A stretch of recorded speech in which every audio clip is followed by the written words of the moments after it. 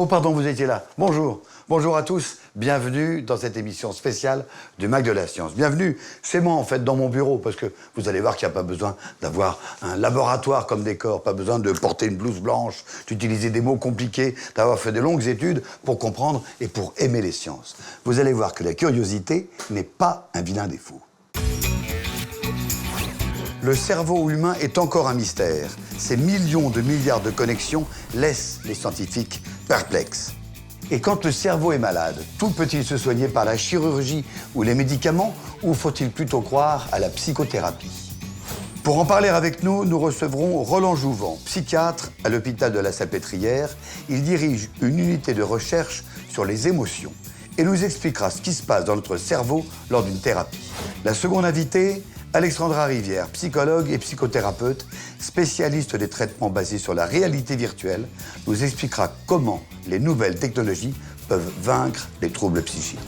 Faites chauffer vos cerveaux pour cette nouvelle émission spéciale du Mac de la Science. Vous voyez, docteur, chaque nuit, je fais exactement le même rêve. Je rentre dans mon bureau, mais au lieu d'un bureau, c'est un plateau télé.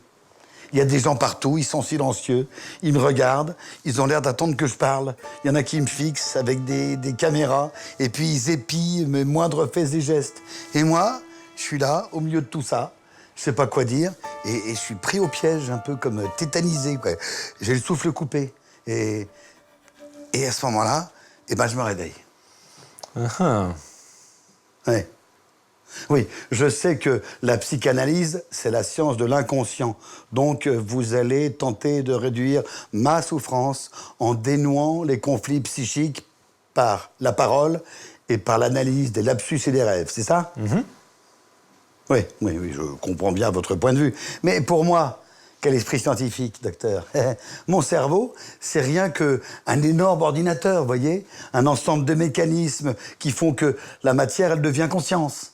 Moi, je suis convaincu qu'une fois qu'on aura compris comment fonctionne chaque neurone, on saura soigner n'importe quel trouble psychique par une opération ou bien par des médicaments. C'est vrai que c'est là où nos opinions divergent. Oui. Pourtant, Freud, le père de la psychanalyse, il était neurologue de formation.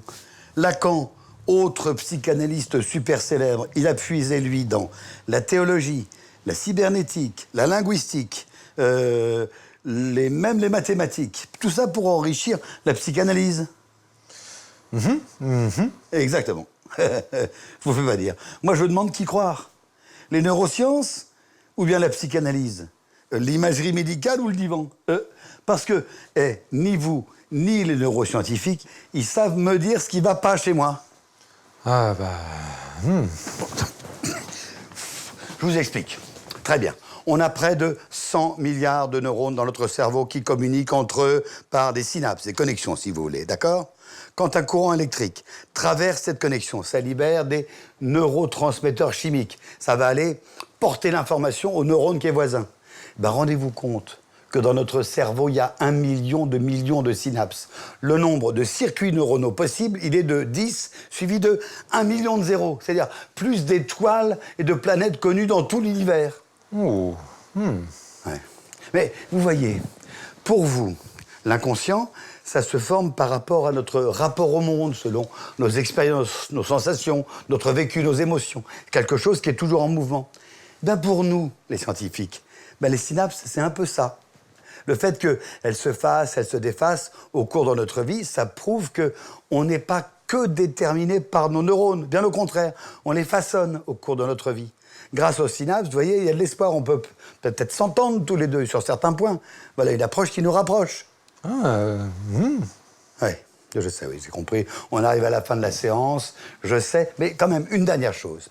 Le vécu, ça se voit dans un cerveau, même scientifiquement. L'âge du cerveau. Certains neuroscientifiques peuvent maintenant le prédire, rien qu'en regardant sa structure. Regardez, c'est le premier reportage de cette émission spéciale.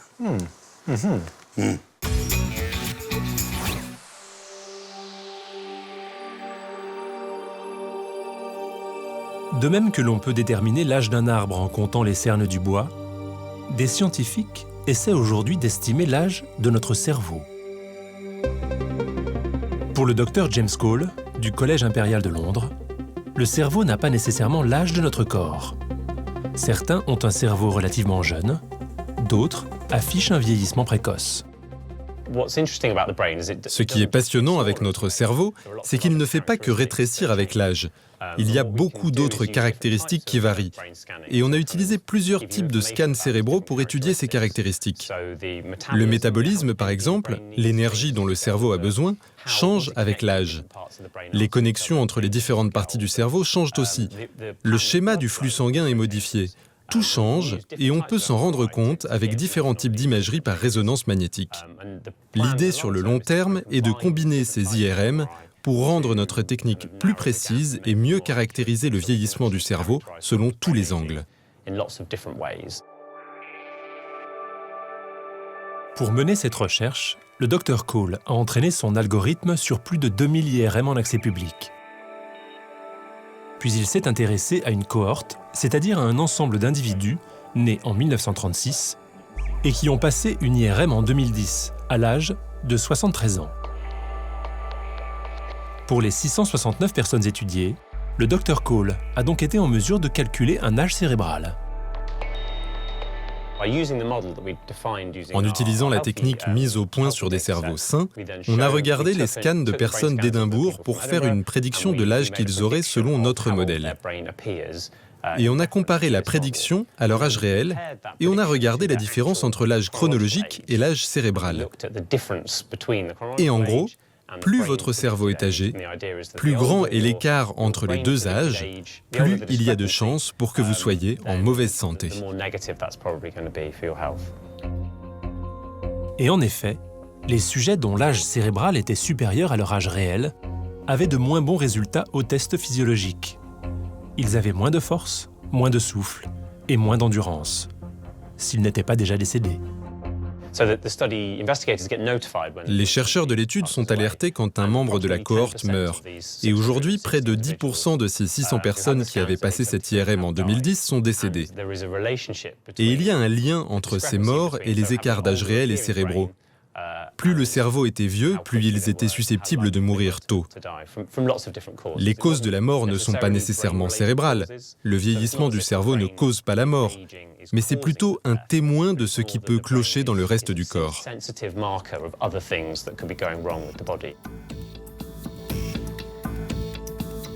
L'intérêt de cette recherche ne réside donc pas dans une simple mesure d'un âge du cerveau, mais plutôt dans la prévention. L'âge cérébral pourrait donc être un nouveau marqueur pour repérer les personnes en mauvaise santé, facilement discernables lors d'une IRM. Une raison de plus pour rester jeune dans sa tête.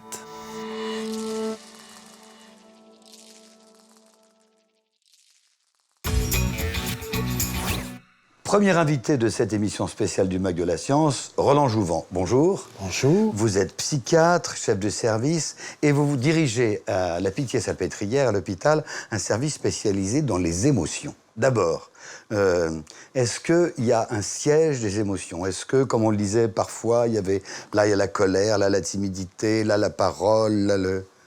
Non, depuis l'imagerie, on a pu voir que ce qu'on appelait la phrénologie, avec des émotions qui étaient dédiées à certaines zones du cerveau, c'est plus vrai.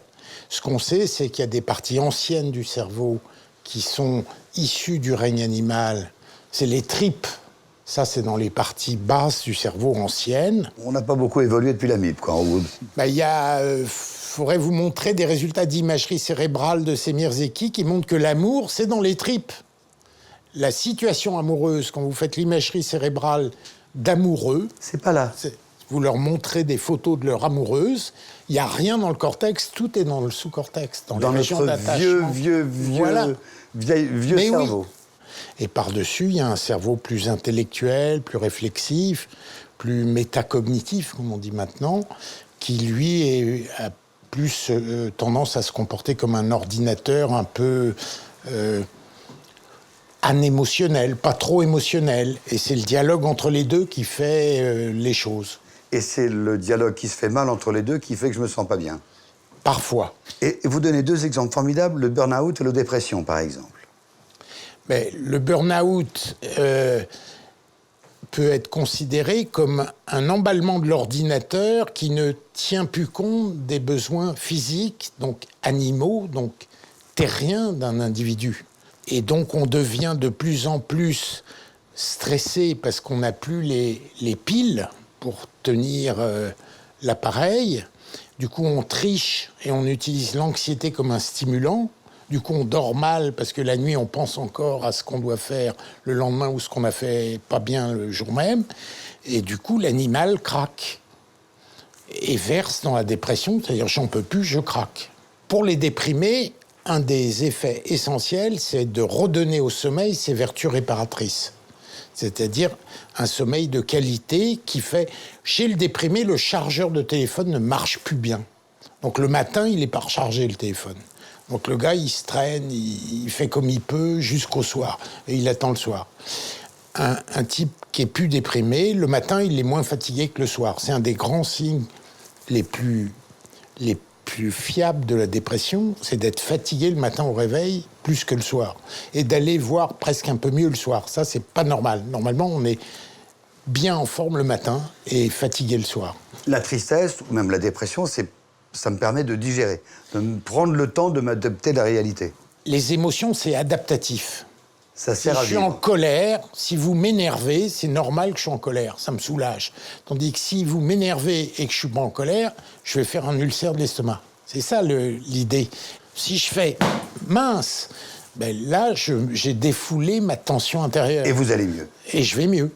Et donc, je risque moins d'avoir une tachycardie, un infarctus, etc., etc. Donc, l'émotion, c'est un régulateur de l'homéostasie globale. Roland Jouvent, grossièrement, le cerveau intelligent, celui-là, l'évolué, c'est plutôt par la parole. Le vieux cerveau, les tripes, c'est plutôt par le médicament. Comment ça marche, les médicaments, dans le cerveau? En fait, en forçant à peine, on pourrait dire que les psychotropes sont pour les neuromédiateurs du cerveau l'équivalent des médicaments hormonaux, l'insuline pour le diabète ou les médicaments pour les maladies cardiovasculaires, c'est-à-dire qui rétablissent le fonctionnement de systèmes normalement efficients qui sont les systèmes de motivation, les systèmes d'efficience attentionnelle ou les systèmes d'évitement du danger, etc. Donc ils remettent en route des procédures normales.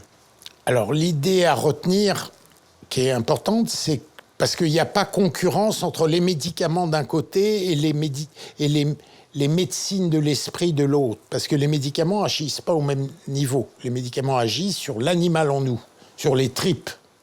Ils apaisent l'animal en nous qui est tendu, qui ne peut plus se détendre pour dormir, qui est fatigué. Alors que les psychothérapies, la réflexion, la philosophie sont des moyens très forts pour aider le cerveau à apaiser l'individu. Je pense qu'on rentre dans une ère où, après avoir espéré que les thérapeutiques très sophistiquées de l'esprit puissent tout solutionner, on revient à des basiques. D'ailleurs, la mode pour l'hypnose, pour la méditation, c'est un retour pour valoriser le rôle du corps comme un régulateur supplémentaire, quoi. On avait oublié l'animal? Ouais. On l'avait méprisé, quoi. Mais c'est très large, la psychiatrie.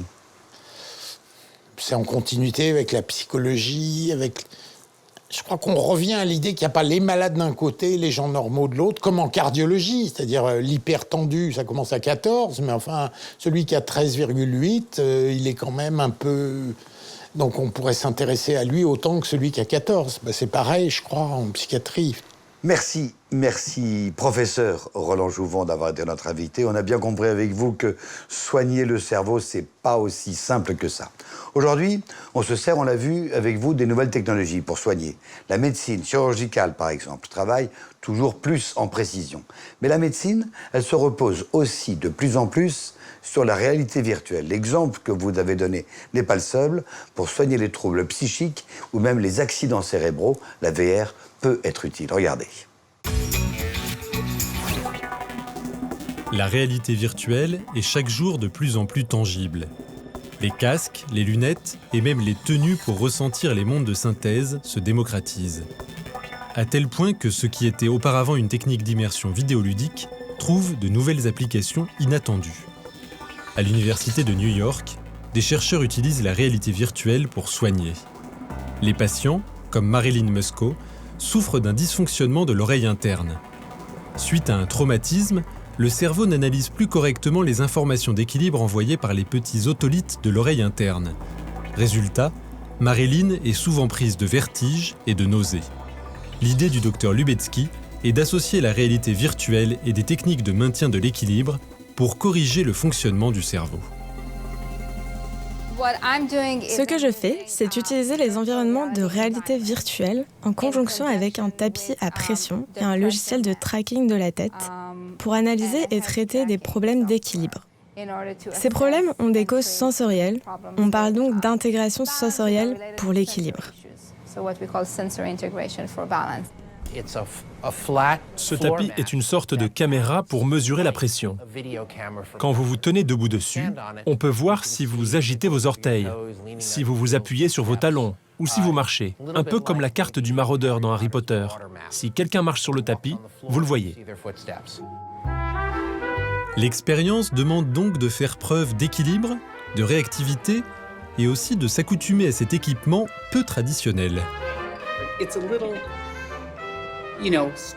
C'est un peu étrange pour moi, vous savez, parce que je n'avais jamais porté ce type de lunettes avant de venir ici. Je n'avais aucune expérience avec la réalité virtuelle, contrairement aux jeunes qui jouent aux jeux vidéo. C'était plutôt décontenançant au début, parce que je croyais qu'il y avait une bonne ou une mauvaise façon de réagir.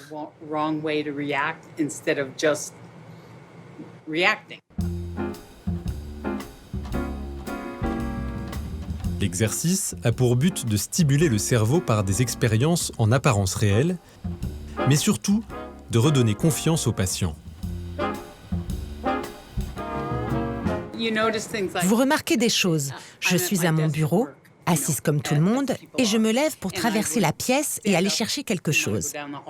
Avant, je me levais avec précaution pour ne pas être déséquilibrée. Aujourd'hui, je me lève et je marche. Je ne pense même pas à mon équilibre. J'ai utilisé une canne pendant près de 11 ans et j'avais demandé à mon chirurgien orthopédique quand est-ce que je pourrais m'en passer. Il m'avait répondu quand vous oublierez de vous en servir. C'est un peu la même chose ici. Vous ne vous dites pas que votre équilibre est meilleur, vous marchez, tout simplement. Après quelques sessions de thérapie par la réalité virtuelle, les progrès du monde informatique se font ressentir dans le monde réel. Les chutes par déséquilibre sont aujourd'hui une source non négligeable d'accidents, d'hospitalisations, voire de décès chez les personnes âgées. Mais la compréhension de ces déséquilibres au niveau cérébral reste encore mal connue. Ce que l'on sait des troubles de l'équilibre aujourd'hui, c'est que chaque cas est unique. Les troubles sont individuels et les interventions sont individuelles aussi. Il existe beaucoup de causes sous-jacentes derrière une chute. Mes recherches se focalisent sur les problèmes sensoriels qui débouchent sur des déséquilibres chroniques. Et je me base sur des années de recherche dans ce domaine. Tous les scientifiques sont d'accord sur le fait que si on identifie la cause du problème d'équilibre et qu'on intervient à ce niveau, on aura de bien meilleurs résultats.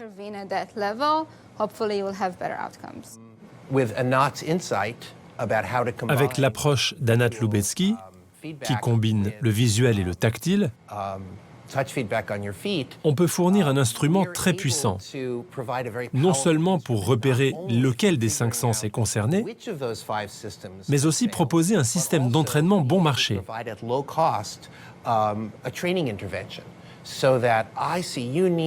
Donc si par exemple, vous avez besoin de booster les réactions de votre oreille interne, il faudra travailler en aveugle ou sur l'arrière des pieds. En fait, chaque patient est différent. Et sans un outil de diagnostic performant, ce sera très dur de soigner efficacement. On peut donc fournir cet outil ainsi que l'entraînement. Et c'est ça qui va changer beaucoup de vies.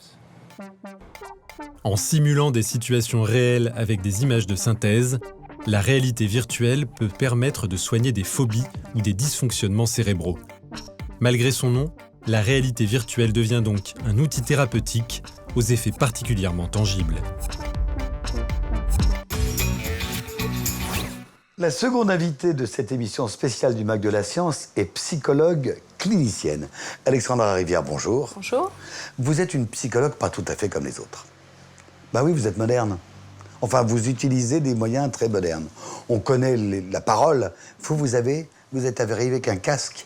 Je suis arrivée avec un casque de thérapie virtuelle. Ah, de réalité, donc de terrain. On peut soigner avec ça. Tout à fait. On soigne quoi? On soigne les phobies principalement, donc tous les troubles anxieux, les TOC, les traumatismes, les phobies et les troubles anxieux généralisés, les TAG. Les tags, les troubles Anxieux généralisés. En fait, vous allez m'immerger dans les endroits où j'ai peur. Je vais vous immerger. Immersion totale. Totale. Bon, d'abord, en général, on fait une première séance où la personne nous parle quand même de son trouble, de l'histoire du trouble, du niveau d'anxiété. On hiérarchise les situations progressivement. Ça nous fait un petit peu un tableau thérapeutique pour voir les situations petit à petit et pas avec un niveau de 10 sur 10 directement. Après, déjà, dès la deuxième séance, on peut commencer à exposer le patient en thérapie virtuelle. On peut essayer? Tout à fait. Alors, c'est parti. Donc d'abord, vous me racontez pourquoi, quand vous avez peur et Alors tout et tout. d'abord, ce qu'on pourrait faire, si vous aviez une phobie des avions, on pourrait progressivement vous amener dans un aéroport pour que vous puissiez progressivement... Mais vous faites ça avec vos patients? Oui, on va d'abord dans l'aéroport, la personne attend, fait le check-in. Ensuite, elle passe dans le tunnel et elle va progressivement vers l'avion. En général, le niveau d'anxiété augmente. Et après, il y a un autre environnement, on va dans l'avion. Mais qui ne va pas décoller. Et l'avion décolle. Il y a aussi une scène avec des turbulences. Ouf. Et il y a aussi l'atterrissage. Voilà. Bon, j'ai un peu peur... De prendre l'avion. Oui, voilà. Alors... Attends, là, c'est le hublot. Les sièges devant. Vous m'avez vraiment mis dans un avion, hein? Oh, j'ai l'impression qu'il commence à accélérer. Il y a du bruit. Vous allez bientôt décoller. Il y a des bruits suspects. Là, vous êtes à côté des patients dans l'avion, vous leur racontez... Enfin, vous voyez ce que je vois? Je leur pose des questions, notamment Oui. leur niveau d'anxiété de 0 à 10. Là, vous êtes à combien, par exemple? Bon, imaginons, je suis à 5. Ah non, pardon, 6. Donc là, Parce on que entend le l'avion bruit. décolle, là. Il y a du bruit. Oui, je passais à... Docteur, je suis passé à 7. Et les gens, ils vous disent pas, mais vous me faites souffrir. C'est un supplice abominable que vous me faites endurer. Ils vous disent pas ça? Non, parce qu'on prépare avant et la personne nous dit qu'elle est capable la prochaine fois de décoller. On a décollé, ça y est. Ça y est. Ah, ça va mieux. Ça va mieux? Ça va mieux, oui. Mais enfin, on est quand même... Il a encore les volets qui bougent, là, dans les ailerons, là. Il fait des trucs bizarres. Bon. Voilà, vous êtes parti. Ils vous en veulent pas, les gens? Non, c'est ce qu'ils cherchent. Ils viennent justement au cabinet pour affronter leur phobie progressivement. Et quand ils font face à un décollage en virtuel, ils sont prêts. Ils l'ont demandé, on s'est préparé auparavant. Est-ce que vos patients, ils ont vraiment peur? Les patients ont vraiment peur. Leur cerveau croit qu'il est dans cette situation et que c'est réel. Beaucoup enlèvent le casque comme ça? Parfois, ils enlèvent le casque, oui. Alors, vous recommencez ensuite petit à petit? Voilà, on recommence petit à petit parce que c'est un programme évolutif thérapeutique et on doit y aller progressivement dans la peur et pas de manière violente. En fait, j'apprends à affronter ma peur. Exactement, ça s'appelle une désensibilisation. Est-ce que les patients qui viennent vous voir, parce qu'ils ont des phobies très embêtantes, la peur des araignées, la peur de la foule, vous avez également en stock, Oclophobie, bien sûr. la peur des avions, Les bus, tout ce qui est agoraphobie, donc les environnements où on est un petit peu enfermé, l'avion, le bus, le train, l'ascenseur. L'ascenseur, l'enfermement, quoi. Claustrophobie, bien sûr, Claustrophobie, oui. l'enfermement. Et donc vous m'enfermez virtuellement dans un ascenseur. C'est ça. Et même chose pour le vertige. En général, c'est sur un pont, on traverse un pont, on peut être au 20e étage sur le toit d'un Voilà. immeuble. Ça marche. Ça marche plus vite et mieux que si on envenait les gens vraiment en haut d'un immeuble. Un petit peu plus vite, puisque les personnes ne font pas ce genre d'exercice. Quand on leur demande en réel, lors de la thérapie cognitive et comportementale, entre les séances, de s'exposer et de faire des expositions en réel, donc qui sont adaptées aux situations virtuelles qu'on a fait chaque semaine, elles ne pourraient pas forcément aller au 20e étage, même au 10e. On va un petit peu plus vite, puisque la personne, il y a une partie de son cerveau qui sait que c'est pas réel, donc elle peut quand même affronter les situations tout en rationalisant, donc elle peut s'exposer. Dans la vie, on ne peut pas forcément s'exposer. Si vous avez une peur des chiens, on ne peut pas contrôler le chien qui va venir vers vous, peut-être qu'il va être très excité. Là, je le contrôle. On sait avant ce qu'il y a dans les environnements. On peut choisir un chien excité, un chien calme, un chien en laisse, un chien derrière une grille. Parce qu'une partie de mon cerveau sait que, mais non, c'est pas vrai, c'est pas un vrai chien. Donc il raisonne l'autre partie. Une petite part. Une petite part. Oui. Me dit, mais attends, c'est pas vrai. Exactement, mais une grosse part dit c'est vrai. Le casque virtuel, c'est très nouveau pour beaucoup de gens d'entre nous. L'avenir, qu'est-ce qui se prépare? De nouveaux environnements phobiques, mais aussi pour les troubles alimentaires, les addictions, dans le cadre psychiatrique également de la schizophrénie. Donc, Attendez. Les troubles alimentaires, vous allez pouvoir soigner l'anorexie? on essaye, en exposant la personne à des situations, donc dans les troubles alimentaires, par exemple, c'est s'exposer à de la nourriture. On voit ensemble, de manière cognitive, les pensées avec le patient. Quelles pensées surviennent quand on est confronté à de la nourriture, du sucré, du salé, etc. C'est pareil pour les addictions, le tabac, l'alcool. La technologie va faire avancer la thérapie, les thérapies? Oui, bien sûr, il y aura de nouveaux environnements, ce sera de plus en plus réaliste, de plus en plus complet, avec des situations de plus en plus personnalisées en fonction des patients. Et puis, probablement des thérapies en virtuel à venir, avec des psychologues virtuels. Vous allez être, vous aussi, remplacé par un hologramme? Quelque chose de cet ordre-là. Non, ça va, vous êtes encore réel. Merci Alexandra Rivière d'être avec nous. On a bien compris qu'on peut espérer quand même de grandes choses quand la psychothérapie rencontre les nouvelles technologies qu'elles travaillent ensemble. Le cerveau donc, on a beaucoup de mal à comprendre toute la complexité de son fonctionnement, qu'on soit psychiatre ou psychologue. Mais chaque soir, quand nous nous endormons, notre cerveau, lui, il reste bien actif et il rêve. La science des rêves, c'est un documentaire exclusif de 52 minutes qui vous plonge dans les secrets les plus profonds de cet organe incroyable qu'est le cerveau humain. Et c'est tout de suite sur Science et Vie TV.